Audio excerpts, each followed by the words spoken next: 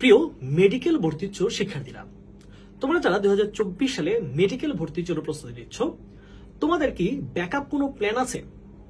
কারণ মেডিকেল পরীক্ষার প্রায় 2 থেকে 2.5 মাস পরে কিন্তু ঢাকা ভার্সিটির পরীক্ষাগুলো হয়। তাই তোমাদের মেডিকেলের প্রিপারেশন অনেকেরই খারাপ হলেও তোমাদের জন্য কিন্তু একটা ব্যাকআপ প্ল্যান বা প্ল্যান বি হাতে রাখা উচিত। আর তার জন্য সবচেয়ে ভালো যে মাধ্যমটা বা ভালো যে সুযোগটা হতে পারে সেটা হচ্ছে ঢাকা ভার্সিটি বি ইউনিট।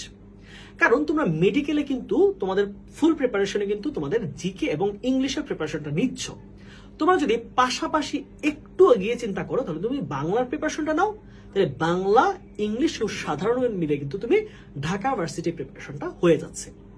তাই তোমরা যারা এবছর মেডিকেলে পরীক্ষা দিবে, তোমাদের ফলাফল আশা করছি আশানুরূপ হবে। তবে যদি আশানুরূপ না হয় অথবা যদি তুমি তোমার মেডিকেলে পরীক্ষা দেওয়ার মতো সেই ধরনের ইচ্ছে শক্তি যদি পরিবর্তন করতে চাও যে আমি মেডিকেল ছাড়াও আমি প্ল্যান বি হিসেবে রাখতে চাই, তাহলে আমি বলবো প্রাচ্যের অক্সফোর্ডকে তো ঢাকা ভার্সিটির জন্য তুমি একটা সিট বরাদ্দ রাখার চেষ্টা করতে পারো। এর জন্য তোমার সবচেয়ে বেশি যে সাপোর্টটা প্রয়োজন সেটা হচ্ছে ওই ঢাকা ভার্সিটি বি ইউনিট কেন্দ্রিক একটা খুব গোছানো ও চমৎকার একটি প্রস্তুতি। এবং সেটার জন্যই আমরা তোমাদেরকে অফার করছি ঢাবি খ ও বিভাগ পরিবর্তন 3.0 কোর্সটি, যেইটার কোর্সটির মাধ্যমে তুমি ফুল প্রিপারেশনটা কমপ্লিট করতে পারবে।